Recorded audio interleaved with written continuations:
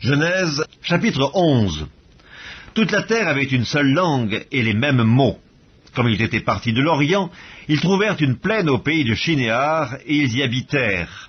Ils se dirent l'un à l'autre, « Allons et faisons des briques et cuisons-les au feu. » Et la brique leur servit de pierre, et le bitume leur servit de ciment. Ils dirent encore, « Allons, bâtissons-nous une ville et une tour dont le sommet touche au ciel, et faisons-nous un nom, afin que nous ne soyons pas dispersés sur la face de toute la terre. » L'Éternel descendit pour voir la ville et la tour que bâtissaient les fils des hommes, et l'Éternel dit, « Voici, ils forment un seul peuple, et ont tous une même langue, et c'est là ce qu'ils ont entrepris. Maintenant, rien ne les empêcherait de faire tout ce qu'ils auraient projeté. Allons, descendons, et là, confondons leur langage, afin qu'ils n'entendent plus la langue les uns des autres. » Et l'Éternel les dispersa loin de là sur la face de toute la terre, et ils cessèrent de bâtir la ville. C'est pourquoi on l'appela du nom de Babel, car c'est là que l'Éternel confondit le langage de toute la terre, et c'est de là que l'Éternel les dispersa sur la face de toute la terre. Voici la postérité de Sem. Sem, âgé de 100 ans, engendra Arpachad 2 ans après le déluge.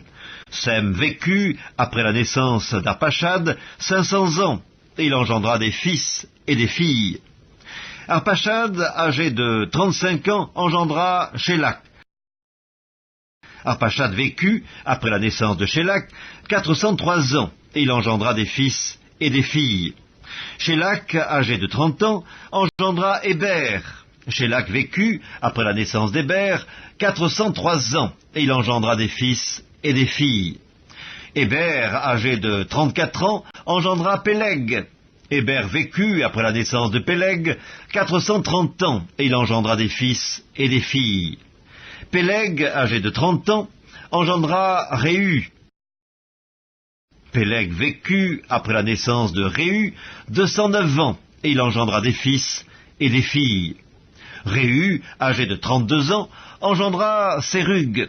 Réu vécut, après la naissance de Sérug, 207 ans, et il engendra des fils et des filles.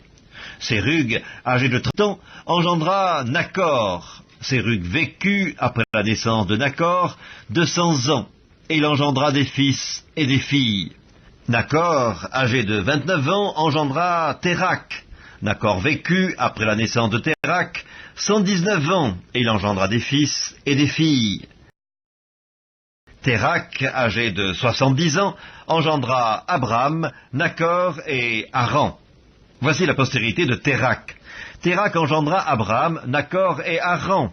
Haran engendra Lot, et Haran mourut en présence de Térak, son père, au pays de sa naissance, à Ur, en Chaldée.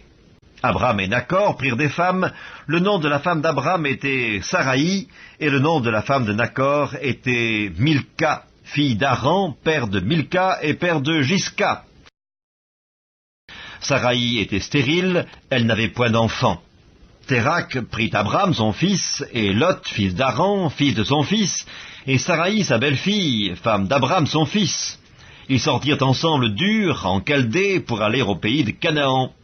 Ils vinrent jusqu'à Charan, et ils y habitèrent. Les jours de Térak furent de 205 ans, et Térak mourut à Charan.